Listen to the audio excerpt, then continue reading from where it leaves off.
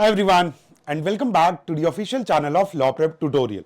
Now let's start with our weekly roundup and 14th weekly roundup की अगर हम बात करें तो दो टॉपिक्स को हम आज डिस्कस करेंगे and the first topic is related to noise pollution control rules and loud speakers.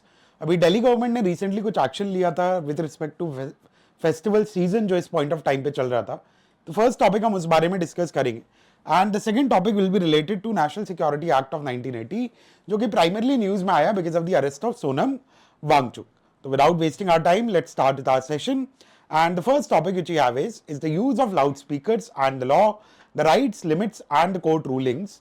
And news में आने का इसका primary reason था that the Delhi government recently gave the midnight extension for festivals. अब देखो loudspeakers के use की जब हम बात करते हैं तो that is something which is covered by or governed by noise pollution control rules in this country. Noise pollution control rules in this country and according to noise pollution control rules आप loudspeaker को use तो कर सकते हो इन this country but 10 PM के बाद, ठीक है, पोस्ट 10 PM एक तरीके से बैन इंपोज कर दिया जाता है आपके लाउडस्पीकर के यूसेज पे. बट इसी रूल्स का सेक्शन 5 क्लॉज 3 जो है वो एक एक्सेप्शन क्रिएट करता है that wherein usage of the loud speakers till midnight hours is allowed. Midnight तक मतलब 10 बजे से लेकर 12 बजे तक, ठीक है, 10 बजे से 12 बजे तक का 2 घंटे का एक्सटेंशन दिया जा सकता है for 15 days, maximum 15 days in a calendar year. और ये एक एक्सेप्शन है एंड इसी एक्सेप्शन को यूटिलाइज करते हुए रिसेंटली दिल्ली गवर्नमेंट ने ऑर्डर पास किया था considering the festival season which was going on. पहले गणेश चतुर्थी आई, फिर नवरात्रि आई, देन वी हैड दशहरा, अभी अब दिवाली का टाइम पीरियड आ रहा है. तो उस चीज को लेकर एक्सटेंशन दिया था जहां पर 12 बजे तक के लिए रात में इस चीज को अलाउ कर दिया गया था. But still according to the noise pollution control rules आपका जो साइलेंस जोन का एरिया होता है, ठीक है, साइलेंस जोन मतलब आपका 100 मीटर तक का area near schools, hospitals and so on and so fourth, उनको हम साइलेंस जोन मानते हैं और वहां पर फिर भी आप लाउड स्पीकर्स को यूटिलाइज नहीं कर सकते.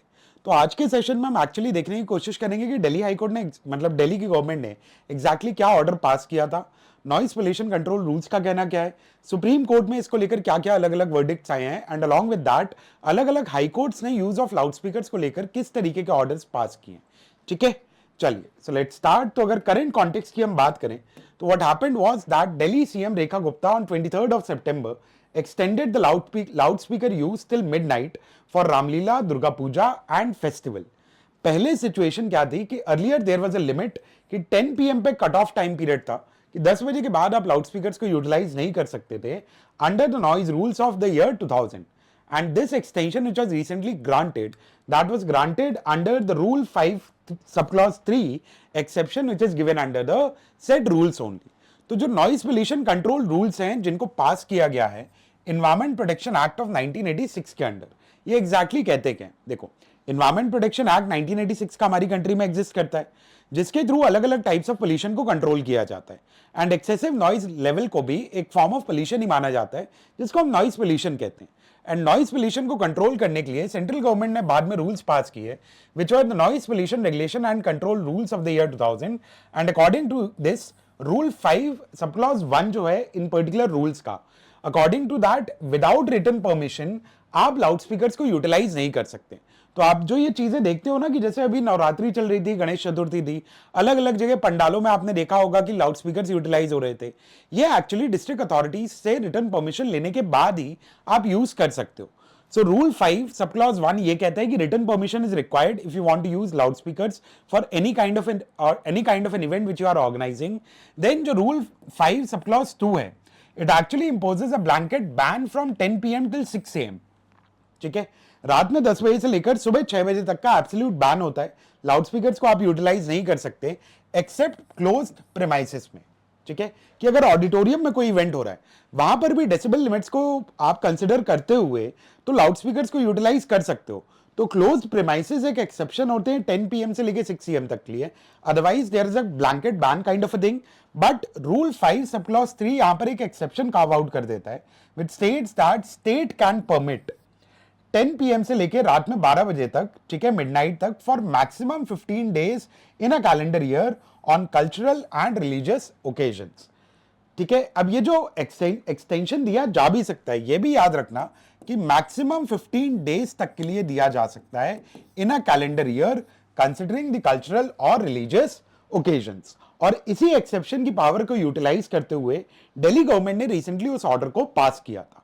ठीक है, अब जब डेसिबल लिमिट्स की बात करते हैं कि नॉइस पोल्यूशन रूल्स के हिसाब से किस पर्टिकुलर डेसिबल लिमिट तक का आपका पोल्यूशन अलाउड होता है, तो रेसिडेंशियल एरियाज में, ठीक है, दिन के टाइम पीरियड पे दैट इज 6 AM से 10 PM तक 55 डेसिबल लिमिट अलाउड होती है, एंड रात के टाइम पीरियड पे 10 PM से 6 AM तक 45 डेसिबल लिमिट्स अलाउड होती है। ठीक है, बट ये डेसिबल लिमिट ना बहुत इजीली आपकी ब्रीच हो जाती है। उसका रीजन सिंपल सा ही है कि कहीं अगर 100 लोग बैठकर चिल्ला भी रहे होंगे या 100 लोग बैठकर अगर तालियां भी बजाएंगे ना, तो भी वो 90 डेसिबल के ऊपर आराम से चला जाता है। बट थियोरेटिकली स्पीकिंग जो डेसिबल लिमिट्स आपकी परमिसिबल हैं वो आपकी 55 डेसिबल एंड 45 डेसिबल्स के हिसाब से रहे अकॉर्डिंग टू दीज रूल्स। अब इंडस्ट्रियल, कमर्शियल और साइलेंस जोन में डिफरेंट प्रिस्क्राइब रूल्स या लेवल्स आपके एग्जिस्ट करती हैं। इंडस्ट्रियल एरिया में ऑब्वियसली बात है कि नॉइस पोल्यूशन का लेवल ज्यादा होगा और वो प्रिस्क्राइब भी ज्यादा होगा वहां पर। रेजिडेंशियल एरिया में ये लिमिट होती है। साइलेंस जोन में आपका किसी भी चीज को अलाउ नहीं किया जाता है। तो इन साइलेंस जोन है कौन सी आपकी? So 100 metre area near hospitals, schools and courts, इनको साइलेंस जोन माना जाता है। एंड साइलेंस जोन में आपका लाउड स्पीकर्स को यूटिलाइज करना is not allowed, it is actually prohibited by the rules of 2000। अब सुप्रीम कोर्ट की अगर रूलिंग्स की हम बात करें कि सुप्रीम कोर्ट ने किस तरीके से नॉइस पोल्यूशन के इश्यूज को या इशू ऑफ लाउड स्पीकर को मैनेज किया, तो in the year 2000 supreme court में एक पिटीशन फाइल हुआ with respect to a church in Chennai which is actually using loud speakers. And loud speakers पे प्रेयर्स को वो अपना पार्ट ऑफ रिलीजन मानना चाहते थे, दैट इज उसको एक वैलिड एक्सरसाइज ऑफ आर्टिकल 25 की तरह कंसिडर करने के लिए यहां पर पिटीशन सुप्रीम कोर्ट में फाइल हुआ, जहां पर चर्च में प्रेयर के टाइम पर आपके लाउड स्पीकर्स को यूज किया जा रहा था। तो supreme court in this particular stated that in this case stated that loud speakers are not part of religion under article 25 of the constitution. Article 25 which talks about our freedom of religion, वो हमें right देता है that every person in this country will have a right of freedom of conscience and right to freely profess, practice and propagate their religion. तो आपके पास prayers conduct करना, आपके पास अजान conduct करना, so on and so forth, इन सारी चीजों का राइट है। बट वो प्रेयर आप लाउड स्पीकर पे कंडक्ट करो, that can not be considered as a part of religion. तो सुप्रीम कोर्ट ने इस केस में ये चीज क्लियर करी। फिर 2005 में सुप्रीम कोर्ट ने सुओ मोटो एक मैटर को अपने कॉग्निजेंस में लिया, where in the court recognised that right to peaceful environment is part of article 21 of the constitution. कि भाई जिस भी एनवायरमेंट में आप रह रहे हो, जिस भी नेबरहुड में रह रहे हो, वहां पर आपका पोल्यूशन फ्री एनवायरमेंट होना चाहिए, नॉइस फ्री एनवायरमेंट होना चाहिए। ये भी आपका एक आर्टिकल 21 के अंडर ही फंडामेंटल राइट है। And therefore the court stated that aural aggressions violates article 19(1)(a) limits. कि भाई मेरे पास freedom of speech and expression है, अब मैं स्पीच देते देते लाउड स्पीकर्स को भी यूटिलाइज कर सकता हूं, बट अगर वो डेसिबल लिमिट्स को क्रॉस करेंगे या वो noise pollution control and regulations rules के अगेंस्ट जाएंगे, तो that kind of an aural aggression will be considered as violation of your article 19(1)(a) of the constitution of India only. And the court in this particular case actually enforced the 10 PM to 6 AM ban. यहां पर clearly court ने इस ban को impose करा, but 2005 में जब उस rule 5 sub clause 3 को चैलेंज किया गया, तो in this particular case in the year 2005 the court stated that exception is valid but with strict conditions as well. कि भाई वहां पर 10 से 12 बजे तक रात में अगर आप वहां पर अलाउ करना चाहते भी हो for 15 days in a calendar year, तब भी वो स्ट्रिक्ट कंडीशंस के साथ ही अलाउ किया जाएगा। एब्सोल्युटली वे में आप उस पर्टिकुलर राइट को एक्सरसाइज नहीं कर सकते। तो जो कंडीशंस है आपके मिडनाइट एग्जेम्पशन की, वो सबसे पहली कंडीशन तो यही है that only state government can grant an exemption and not the local bodies. कि अगर रात में 10 बजे से लेकर सुबह 12 बजे तक, ठीक है, मिडनाइट 12 बजे तक अगर आप लाउड स्पीकर्स को यूटिलाइज करना चाहते भी हो, तो वो परमिशन आपकी लोकल बॉडीज नहीं देंगी। डिस्ट्रिक्ट एडमिनिस्ट्रेशन उस चीज की परमिशन आपको नहीं दे सकता, कलेक्ट्रेट से वो परमिशन आपको नहीं मिलेगी, लोकल अथॉरिटीज परमिशन नहीं देंगी। वो एग्जेम्पशन अगर अलाउ किया जा भी सकता है तो वो स्टेट गवर्नमेंट करेगी। ठीक, तो पहली कंडीशन ये है यहां पर। Then second condition is that it applies to the entire state and not district wise. क्योंकि देखो वहां पर एक्सेप्शन जो दिया गया वो 15 days in a calendar year के लिए दिया गया। अब ऐसा नहीं कि 15 दिन पहले आपने भोपाल डिस्ट्रिक्ट में कुछ कर लिया, फिर 15 दिन आप इंदौर डिस्ट्रिक्ट में वो उस एग्जेम्पशन को अलाउ करना चाहते हो। तो once an exemption is allowed, it is allowed for the entire state और it is applicable on the entire state. उसको डिस्ट्रिक्ट वाइज आप अप्लाई नहीं कर सकते, ठीक। Then next is that maximum 15 days in a year till midnight only, and this is not applicable in silence zone. Silence zone में तो आप फिर भी लाउड स्पीकर को यूटिलाइज नहीं कर सकते हो अगर 15 दिन के लिए गवर्नमेंट ने एग्जेम्पशन दे भी दिया है तो भी। So these are the conditions which are applied on the usage of loudspeaker between 10 PM till 12 midnight. ठीक है। अब अगर हम अलग अलग हाईकोर्ट्स की रूलिंग्स की बात करें कि हाईकोर्ट्स ने यूज ऑफ लाउड स्पीकर्स को किस तरीके से रेगुलेट किया इन दिस कंट्री, तो जैसे फॉर एग्जांपल 2016 में the Bombay high court stated that loud speaker is not essential to religion and it is actually the government which is casual in the enforcement of the rules. कि जब बार बार भाई events में, cultural events में, social events में loud speaker को utilise किया जा रहा था, यूज किया जा रहा था एंड डेसिबल लिमिट्स वहां पर वायलेट की जा रही थी, तो बॉम्बे हाईकोर्ट का स्ट्रिक्ट कहना यह था कि loud speaker is not part of the religion. ठीक है, आपका प्रेयर करना, आपका अजान देना वो एक पार्ट ऑफ रिलीजन हो सकता है, बट वो लाउड स्पीकर पे हो, this is not something which is a part of the religion. And the court actually reprimanded the government for the casual enforcement of the noise pollution control rules. Subsequently जैसे 2018 में Karnataka high court के सामने case किया and the Karnataka high court actually allowed the usage in close premises but with noise limit compliance as well. कि जब question ये हुआ कि भाई अगर ऑडिटोरियम में कोई चीज हो रही है तो वहां पर वो चीज अलाउ की जा सकती है या नहीं की जा सकती, तो कर्नाटका हाईकोर्ट ने किया कि क्लोज प्रेमाइसेस में आप कर तो सकते हो बट स्टिल वहां पे भी आपको डेसिबल लिमिट्स को, दैट इज नॉइज पोल्यूशन की लिमिट्स को आपको फिर भी अडेयर करना होगा। ठीक है। देन 2019 में पंजाब एंड हरियाणा हाईकोर्ट में केस गया जहां पर the court stated that mandatory written permission is required and the government should also create a helpline for the complaints against the violation of the rules as well. कि Punjab and Haryana high court का कहना यह था कि अगर आप लाउड स्पीकर यूज करना चाहते भी हो, you can only do that with the permission of the written permission of the authority। And government को एक हेल्पलाइन बनानी चाहिए ताकि अगर कहीं पे नॉइस पोल्यूशन के लेवल एक्सीड हो रहा है तो उस चीज के अगेंस्ट लोग आपकी कंप्लेंट भी फाइल कर सकते। Then in 2020 the Allahabad High Court stated that azan is essential to the religion but loudspeaker is not। ठीक है, कि भाई सुबह सुबह नमाज अदा करते वक्त, अजान करते वक्त अगर लाउड स्पीकर्स को यूटिलाइज किया जा रहा है तो वहां पर अगेन आर्टिकल 25 को क्लेम किया गया that article 25 gives us the protection कि हम यहां पर लाउड स्पीकर को यूज कर सकते हैं। But the Allahabad high court made it clear कि भाई अजान देना एसेंशियल पार्ट ऑफ रिलीजन होगा but loud speaker is not something which can be given protection of article 25 of the constitution of India. Similarly 2024 में जब बॉम्बे हाईकोर्ट के पास case गया तो Bombay high court actually came up with the concept of graded penalties कि पहली बार में अगर आप वायलेट करोगे तो फाइन इंपोज होगा, या पहली बार अगर आप नॉइस पोल्यूशन कंट्रोल रूल्स को वायलेट करोगे तो आपको एक वार्निंग दी जाएगी, दूसरी बार में फाइन इंपोज किया जा सकता है, तीसरी बार में even your equipments can be seized by the authorities. तो इस तरीके से ग्रेडेड पेनल्टी मैकेनिज्म को वहां पर इंट्रोड्यूस किया गया and the court also included the concept of cumulative noise levels and tech based enforcement of these issues as well। So this is how the various high courts in this country have managed or have enforced the noise pollution control rules in our country। but अभी के current context की बात हम करें तो Delhi high court या Delhi government का जो डिसीजन था that giving the extension for 10 PM to 12 midnight that is actually legally valid under rule 53 provided वो सिर्फ 15 दिन के लिए ही अगर एक कैलेंडर ईयर में यूटिलाइज किया जा रहा है। So this is limited to 15 festive days in a year only and the courts in this country have given a balanced approach to religious freedom versus right to peace as well, but enforcement in rules का and technology actually एक की challenge रहती है। जैसे अब आपका कहना होगा कि सर हमने तो 11:30 बजे रात में विसर्जन के टाइम पे डीजे बजते हुए देखा और बहुत जोर से बज रहा था, दैट्स एन इशू कि स्टेट गवर्नमेंट उस चीज को या स्टेट एडमिनिस्ट्रेशन उस चीज को एनफोर्स नहीं कर पाता है strictly, but this is something which is allowed as per the rules. ठीक है, तो ये भाई हमारा पहला टॉपिक था लास्ट वीक का। एंड इसके अलावा जो लास्ट वीक में एक और इंपॉर्टेंट टॉपिक न्यूज में आया that was the national security act of 1980 and that primarily came into the news because of the arrest of Sonam Wangchuk. अब आप लोगों ने ये देखा होगा कि भाई नेपाल में पहले जेनजी प्रोटेस्ट हुआ एंड नेपाल के जेनजी प्रोटेस्ट के बाद लद्दाख में पीसफुल प्रोटेस्ट होना स्टार्ट होते हैं।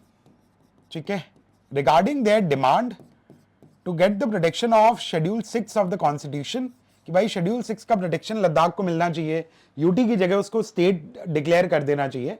तो इस तरीके के कुछ प्रोटेस्ट हो रहे थे, but these protest eventually turned out into a violent act by the people. And वहां पर फिर स्टेट ने लेह लद्दाख के जो फेमस एक्टिविस्ट हैं, एनवायरमेंटल एक्टिविस्ट हैं सोनम वांगचुक, उनको अरेस्ट करते हुए उनके ऊपर सोनम वांगचुक उनको अरेस्ट करके उनके ऊपर इंपोज करा नेशनल सिक्योरिटी एक्ट ऑफ 1980।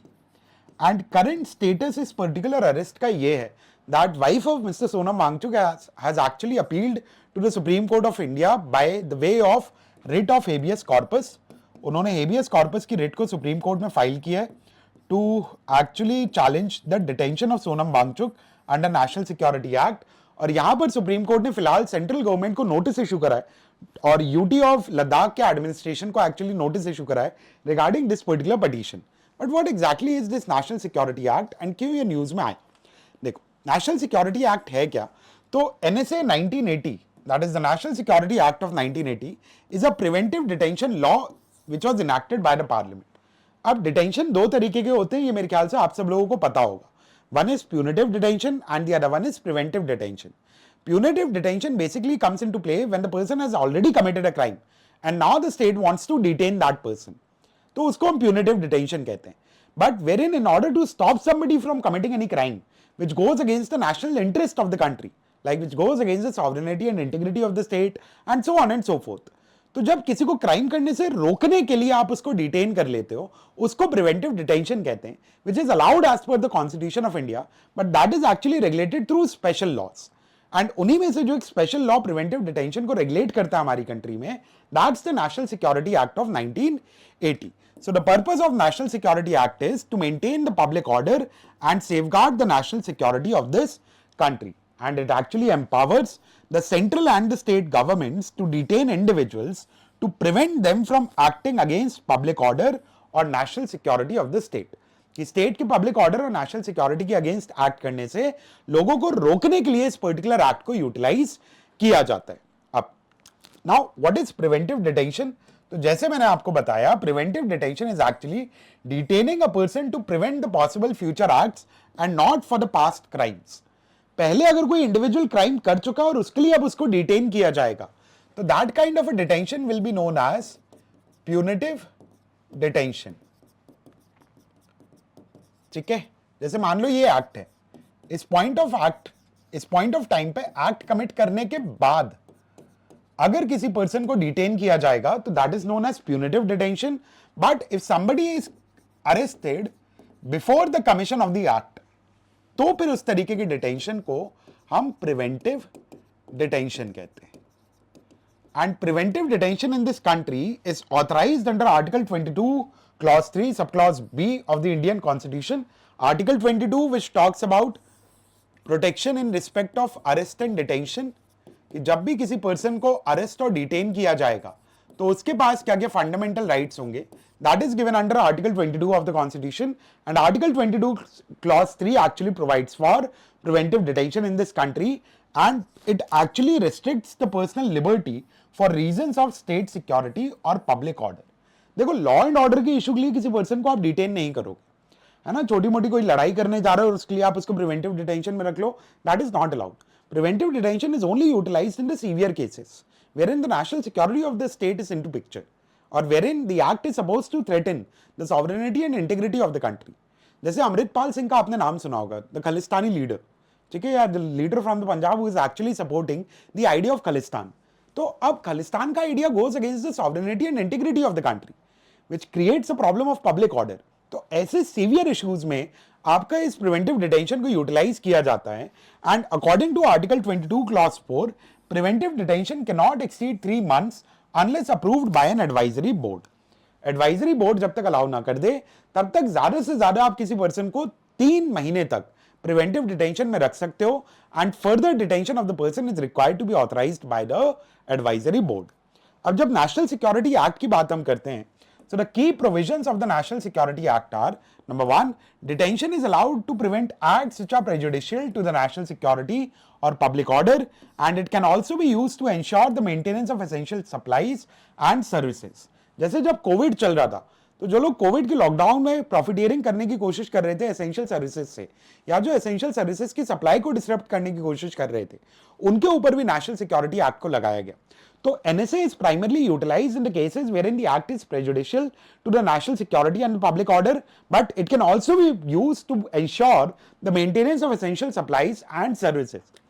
और इसमें जो डिटेंशन पीरियड अलाउड है, ठीक है, कि स्टेट कितने टाइम ड्यूरेशन तक किसी को डिटेन करके रख सकता है without filing a chargesheet in the court, so that is up to 12 months. कि स्टेट किसी भी पर्सन को बिना चार्जशीट फाइल किए, स्टेट किसी भी इंडिविजुअल को बिना चार्जशीट फाइल करे कोर्ट में, मतलब without starting their trial, court can detain anyone for a period up to 12 months, and it is actually applicable to both Indian citizens and foreign nationals as well.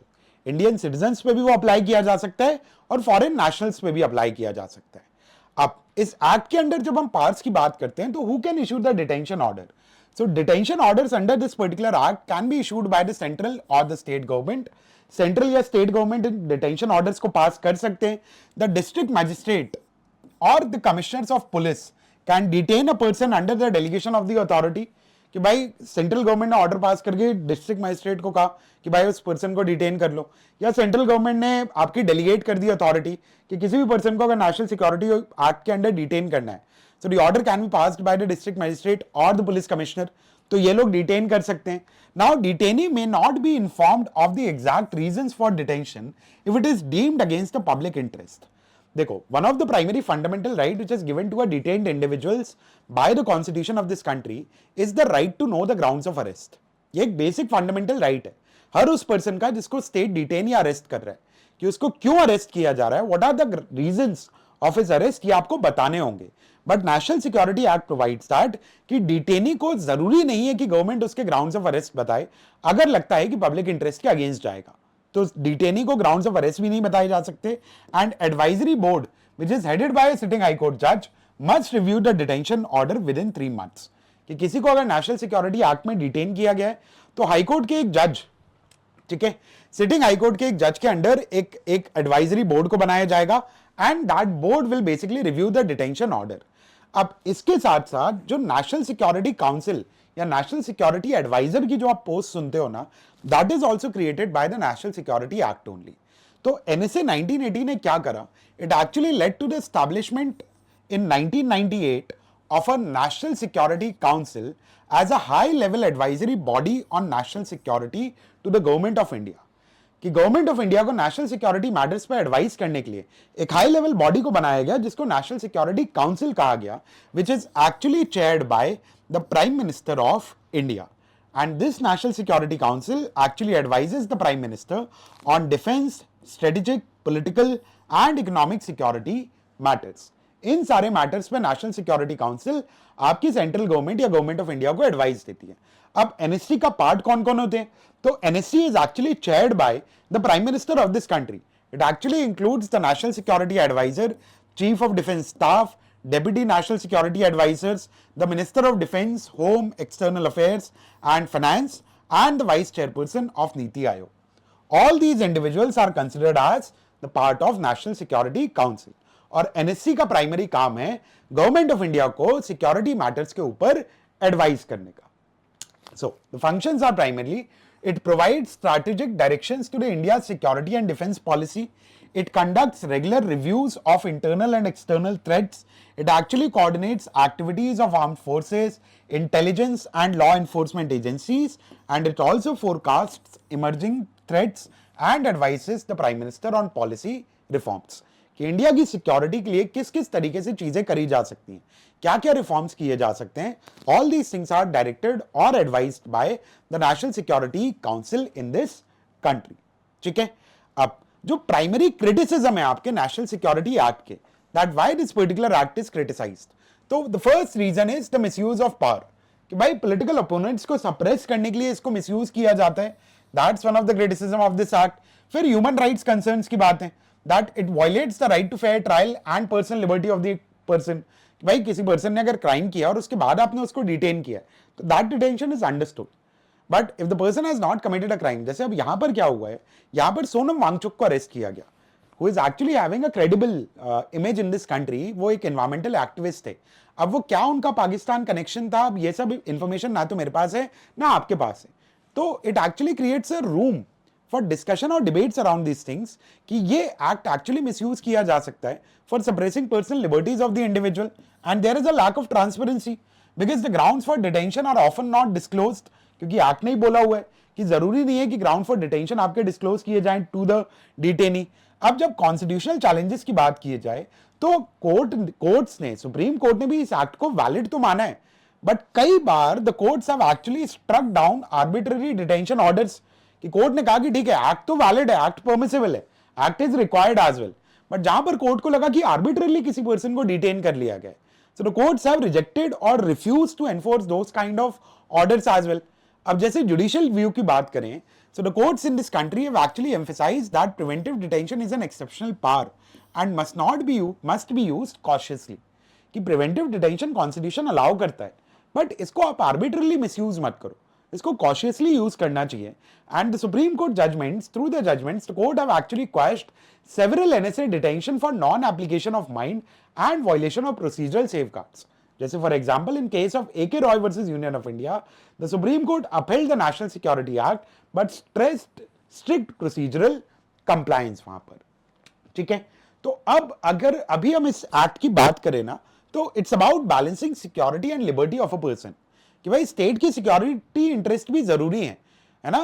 If a person wants to threaten the sovereignty and integrity of the country, then those kind of the acts should be stopped before occurrence as well.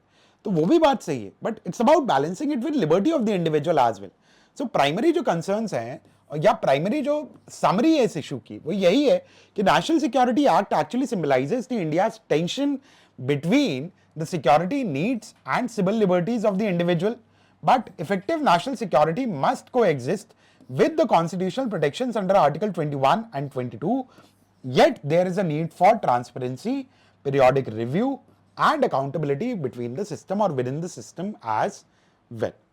ठीक है, तो clear भाई सबको. चलिए, so these were the topics of our weekly roundup. Rest अगर topic समझ में आ गए हो तो do like the session as well, and इसके अलावा अगर किसी का कोई डाउट होगा तो कमेंट सेक्शन में आप लोग बता देना, we'll try to cover that as well. And इस सेशन की पीडीएफ की अगर हम बात करें तो पीडीएफ आपको उसी ग्रुप पर, which is legal by Saumil, इस ग्रुप पर आप लोगों के पास पीडीएफ पहुंच जाएगी. रेस्ट तबीयत वगैरह का ध्यान रखो.